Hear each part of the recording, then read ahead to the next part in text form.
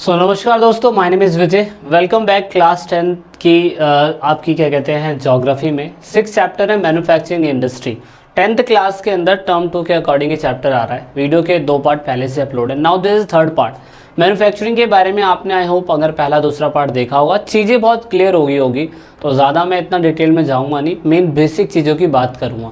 मैंने manufacturing industry के अंदर आपको पिछले पार्ट्स के अंदर काफ़ी कुछ समझाने की कोशिश करी थी। आई होप कि आपने वो पार्ट काफ़ी अच्छी तरीके से देखा होगा, तो ये पार्ट आपको आसानी से समझ में आ जाएगा।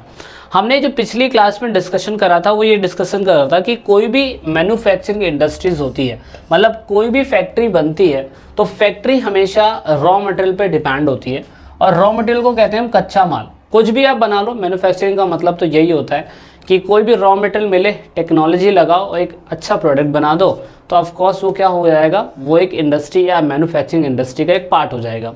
अब यहाँ पे रॉ मटेरियल के लिए हमने कहा था कि क्लास 10th के अंदर एग्जामिनर आपको इतना ज़्यादा नहीं पढ़ाना चाहता, इतना ज़्यादा पढ़ाएगा तो दिक्कत हो जाएगी। इसीलिए वो क्या कर रहा है, वो कह रहा है कि 10th क्लास का जो लेवल है उसी के हिसाब से पढ़ने की कोशिश करो। तो एक इंडस्ट्री बताई थी उसने एग्रीकल्चर बेस्ड, एक बताई थी मिनरल बेस्ड। तो आज के जो पार्ट में हम करेंगे, पार्ट 3 में हम देखेंगे कि एग्रीकल्चर बेस्ड जितनी भी इंडस्ट्री होती है, एग्रो बेस्ड बोलते हैं उन्हें, यानी कि खेती आधारित उद्योग। अब यहाँ पे बहुत सारे हैं, कॉटन है, वुलन है, जूट है, सिल्क टेक्सटाइल है, रबर है, शुगर है, टी है, कॉफ़ी है, ईटेबल ऑयल है, कितना सारा है। पर 10th क्लास के अंदर इतना सारा नहीं आएगा। जब आप 11th क्लास में जाएंगे, 11th क्लास में जब आप मतलब अगर आर्ट्स लेते हैं तो फिर आपको ये पढ़ना पड़ेगा, डिटेल्ड में पढ़ना पड़ेगा। तो अब आगे बढ़ते हैं। अब एग्रो बेस्ड इंडस्ट्री के अंदर क्या क्या चीज़ें रिक्वायर्ड होती है, देश की जीडीपी में क्या योगदान दे रहा है, वो क्या क्या प्रॉब्लम्स होती है, किस इंडस्ट्री पे ज़्यादा फोकस करा गया है, which is very important for your exam, और उसमें भी क्या क्या दिक्कतें आती हैं वो हम समझने की कोशिश करेंगे। सबसे पहले आपकी बुक में जो बता रखा है एग्रो बेस्ड इंडस्ट्री, तो agro based industry of course agriculture की रॉ मटेरियल पे बेस्ड है, मैंने पहले ही बता दिया था। तो कॉटन, जूट, पटसन जैसे बोलते हैं, सिल्क, वुलन यानी कि ऊन, शुगर, ईटेबल ऑयल में तो पता नहीं क्या क्या आ जाता है ना। आप सोया भी खाते हैं, सोया से भी खाते हैं, सरसों से भी खाते हैं, और एक फूल होता है सूरजमुखी का फूल, उससे भी तेल निकलता है। तो ऐसे बहुत सारे हैं, तो उसके बारे में इसमें इतना डिटेल में डिस्कशन नहीं है। लेकिन एग्रो बेस्ड इंडस्ट्री बहुत सारी होती है। हमें जो बेसिक समझना है ना, हमें ये समझना है कि एग्रो बेस्ड इंडस्ट्री में सबसे पहले अगर हम बात करें कपड़ा उद्योग की, टेक्सटाइल इंडस्ट्री की, दुनिया के अंदर भारत जो है अपनी जीडीपी का 4% जो होता है कपड़ा उद्योग से ही कमाता है। इंडिया के अंदर टेक्सटाइल इंडस्ट्री जो है एक यूनिक पोजीशन पे, बिकॉज इंडिया के अंदर कंट्रीब्यूशन इसका बहुत अच्छा देखने को मिलता है। इससे बहुत अच्छी एम्प्लॉयमेंट जनरेट हो जाती है और काफ़ी पैसा भी हम इससे कमा लेते हैं फॉरेन डायरेक्ट इन्वेस्टमेंट के तहत। हम मेन बात यह है कि इसके अंदर रॉ मटेरियल जो है हाईएस्ट लेवल ऑफ वैल्यू सबसे ज़्यादा इसके अंदर लगाया जाता है। किसमें सबसे ज़्यादा लगाया जाता है? टेक्सटाइल में। हालांकि लोहे में भी लगाया जाता है, लेकिन इसमें भी लगाया जाता है। दूसरा है कॉटन टेक्सटाइल। तो कॉटन टेक्सटाइल की कहानी वही समझ लीजिए जो आपने पहले समझी थी। कॉटन टेक्सटाइल का सिस्टम यही कि इंडिया के अंदर जब इंडस्ट्रीज बन रही थी तो हमें पता है कि कोलकाता, मुंबई, बंगाल, महाराष्ट्र इधर के इलाकों में इंडस्ट्रीज बननी चालू हुई थी। लोगों ने गाँव से निकल के लोगों ने शहरों की तरफ आना चालू करा। जब लोगों ने शहरों की तरफ आना चालू करा तो यहाँ इंडस्ट्रीज बन चुकी थी, और इसी वजह से यहाँ पे डेंसिटी बढ़ने लग गई थी और ये उद्योग के नगर बनने चालू हो चुके थे। लेकिन जब लोग शुरुआती समय में गाँव के अंदर ही कॉटन का काम करते थे, कॉटन का कपड़ा यानी कि थ्रेड, धागा बनाने का काम करते थे, तो सूती वस्त्र उद्योग उन्हें कहा जाता था। शुरुआती लोग क्या करते थे, गांधी जी का सिस्टम याद रखिए, चरखा काटने वाला, सूत काटने वाला system, because we don't have any kind of technology. England के अंदर सबसे पहले इनोवेशंस हुए थे इससे संबंधित, उसके बाद इंग्लैंड में ही रह गए थे। हमारे इंडिया में वो इनोवेशंस नहीं आए थे, लेकिन धीरे धीरे करके जब अंग्रेजों ने हमें गुलाम बनाया था तो वो इनोवेशंस हमें इंडिया के अंदर भी देखने को मिलने चालू हो गए थे। ये आपको अच्छी तरीके से समझने की ज़रूरत है। लेकिन मेन बात क्या है कि सूती वस्त्र उद्योग के अंदर जो वेविंग टेक्नोलॉजी थी ना, वो पहले हैंडीलूम थी। हैंडीलूम का मतलब हाथ से ही बनाया जाता था। तो सूती वस्त्र उद्योग बहुत स्लो था, लेकिन 18th सेंचुरी के अंदर पावर लूम आ गया। पावर लूम का मतलब ये होता है, पावर लूम मतलब उसी टेक्नोलॉजी के अंदर इन्वेंशन करके और तेज़ी से चीज़ें चलने वाली चीज़। तो पावर लूम जब आ गया तो हमारे जो पुराने तरीके थे, ओल्ड टेक्सटाइल इंडस्ट्रीज़ थी, ओल्ड ट्रेडिशन इंडस्ट्री थे, जो हाथ से चरखा चला के हम सूत काटते थे, वो हमने पावर लूम से करना चालू कर दिया था। और जब पावर लूम से करना चालू कर दिया तो फिर धीरे धीरे अंग्रेज़ों ने हमारे इंडिया में इंडस्ट्रीज़ बनानी चालू कर दी। इंडस्ट्री जब बनानी चालू कर दी तो घरों के अंदर जो कॉटन बनाने वाले लोग थे उनकी लाइफ होने लग गई इम्पैक्ट। ये तो अच्छी तरीके से आपको समझ में आ गया होगा, 8th क्लास में आपने पढ़ा भी होगा कि कैसे बेचारे जो क्राफ्ट वर्कर्स होते थे, घरों में काम करने वाले लोग, उनकी लाइफ इम्पैक्ट होती थी। अब हमें इतना पता है कि मुंबई के अंदर 1854 में सबसे पहले मिल वर्कर्स और मिल जो थी, मिल कपड़ा मिल जो थी वो इस्टेब्लिश हुई थी। रीज़न क्या था? मुंबई जो है डायरेक्टली इंग्लैंड से कनेक्ट होता है, वो हमें अच्छी तरीके से पता है। यहाँ पे सबसे पहले ये बसा, उसके बाद धीरे धीरे करते करते करते करते जब यूरोप के अंदर first world war, second world war छिड़ा था, सेकंड वर्ल्ड वॉर 1939 से लेके 45 के बीच में छिड़ा था, तो उस टाइम पीरियड के अंदर यूके को बहुत बड़े लेवल पे कपड़ों की डिमांड थी। इसकी वजह से इंडिया में कॉटन इंडस्ट्री बहुत तेज़ी से बूस्ट करने लगे। अब इसके लिए फेवरेबल चीज़ क्या थी? फेवरेबल चीज़ ये थी कि भाई धागा चाहिए कपड़ा बनाने के लिए, तो इंडिया से काफ़ी बड़ी मात्रा में लेना चालू करा।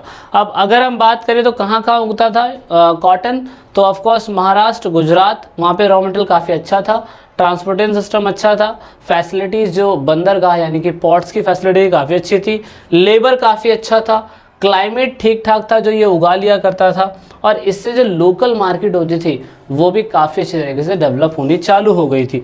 और हमें काफ़ी अच्छा इसमें मैं कह सकता हूँ कि इस्तेमाल हमारा काफ़ी बढ़िया हो रहा था।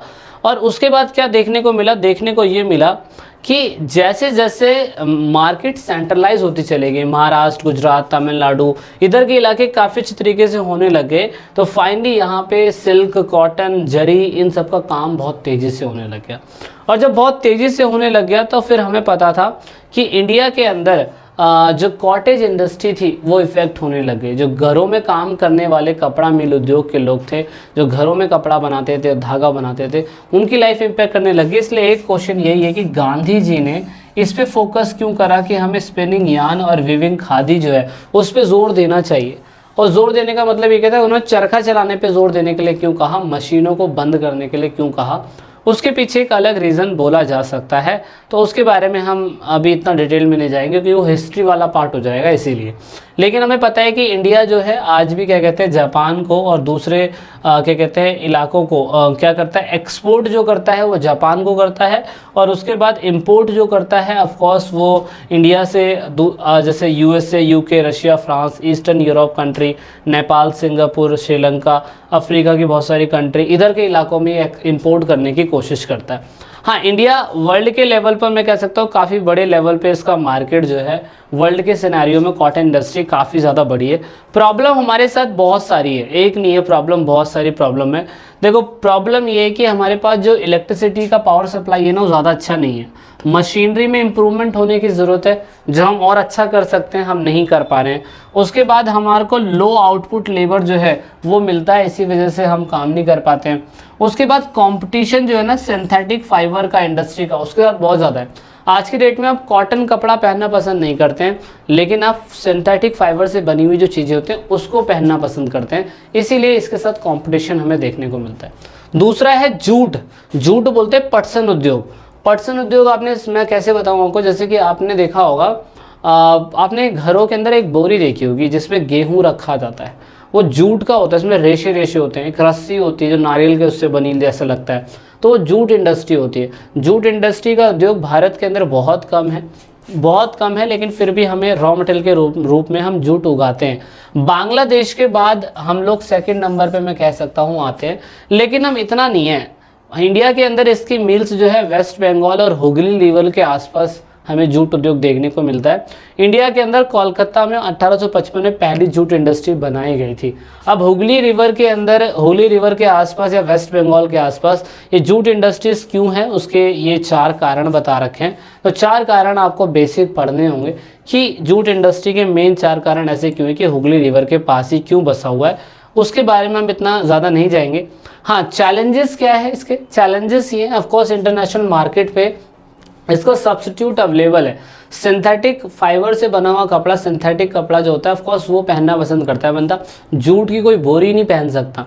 जो आपने देखा होगा एनसीसी कैंप के अंदर बच्चों को जूट से बने हुए स्वेटर्स मिलते हैं, वो बहुत खुजली कर देते हैं, तो लोग उन्हें पहनना पसंद नहीं करते हैं। दूसरे देश इस पे काम कर रहे हैं, Brazil, Bangladesh, Philippines, Egypt, Thailand, ये इस पे काम कर रहे हैं, तो वो हमारे कॉम्पिटिटर है।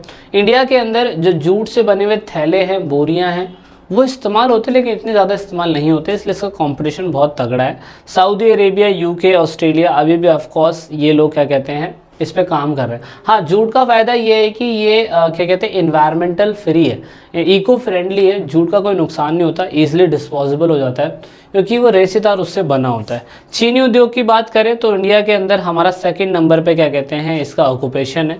हम गुड़ और खंडसारी जो होता है, जैसे हम चीनी बोलते हैं, जो मोटी चीनी होती है उसको बनाते हैं। ऑफ कोर्स इंडिया के अंदर उत्तर प्रदेश, महाराष्ट्र, कर्नाटका, तमिलनाडु, आंध्र प्रदेश और गुजरात, पंजाब, हरियाणा, मध्य प्रदेश, इधर के इलाकों में काफ़ी जूट इंडस्ट्री है। इवन 600 प्लस जूट इंडस्ट्री हमें देखने को मिलती है। 6% तो सिर्फ उत्तर प्रदेश और बिहार के अंदर ही हमें ये देखने को मिलती है। रिसेंट ईयर में देखें तो हमारा जो जूट इंडस्ट्री था पहले नॉर्थ की साइड में था, लेकिन अब साउथ की साइड में भी क्या कहते हैं शुगर इंडस्ट्री, जूट मैंने गलत बोला, शुगर इंडस्ट्रीज बढ़नी चालू हो रही है। इसके चैलेंजेस जूट इंडस्ट्री के ये होते हैं कि ये जो सीजनल नेचर ऑफ इंडस्ट्रीज है ना, ये गलत है। जूट इंडस्ट्री का एक सीज़न होता, शुगर इंडस्ट्री का एक सीज़न होता है कि उसी टाइम पे जिस समय गन्ना उगेगा तो इंडस्ट्री उसी समय पे काम करेगी, ये एक चैलेंज है। दूसरा, यहाँ पे old and insufficient matter of production, मतलब जो क्या कहते हैं चीनी बनाने का सिस्टम है ना, वो बहुत पुराना है, आज भी वही चल रहा है कई सालों से। दूसरा, ट्रांसपोर्टेशन डिले अगर हो जाता है तो कहीं ना कहीं जो शुगर होता है, जो गन्ने में जो सिस्टम होता है, गन्ने के अंदर कुछ मिठास सी होती है, उसको नाम मुझे याद नहीं आ रहा, अगर वो सही समय पे डिलीवर नहीं हो पाया फैक्ट्री तक तो ऑफ कोर्स उधर भी लॉस हो जाता है।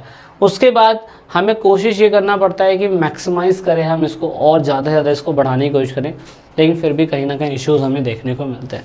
तो ये बेसिक है। मुझे लगा कि इसके अंदर ये सिस्टम भी आपको बताना चाहिए 10th क्लास के अंदर कि जूट इंडस्ट्री या कॉटन इंडस्ट्री या शुगर इंडस्ट्री, इनको लगाने के लिए क्या टेम्परेचर चाहिए, क्या पानी चाहिए, कहाँ कहाँ पे उगाया जाता है, कहाँ कहाँ पे मिलता है, ये भी आपको पता होना चाहिए। लेकिन मुझे लगता है कि वो 11th क्लास में ही आपको बताने की कोशिश करी जाएगी। क्लास 10th के लेवल पे इतना ही है। ये जो बेसिक मैंने बताया, आप बुक से पढ़ेंगे तो आप नोट्स कर लेंगे, आराम से नोट करते रहना। ये बेसिक पढ़ना है, सारा पढ़ने की ज़रूरत होती नहीं है हमें, तो इस पर फोकस करिएगा, आपका काफ़ी अच्छा आपको समझ में आएगा। वीडियो के अगले पार्ट में जल्दी मिलेंगे, जो मिनरल बेस्ड इंडस्ट्रीज़ होगी, ऑफकोर्स उसमें भी सारी नहीं होगी, जो होगी वही पढ़ना। तो जब तक, जय हिंद, जय भारत, वंदे मातरम। This is it in this video.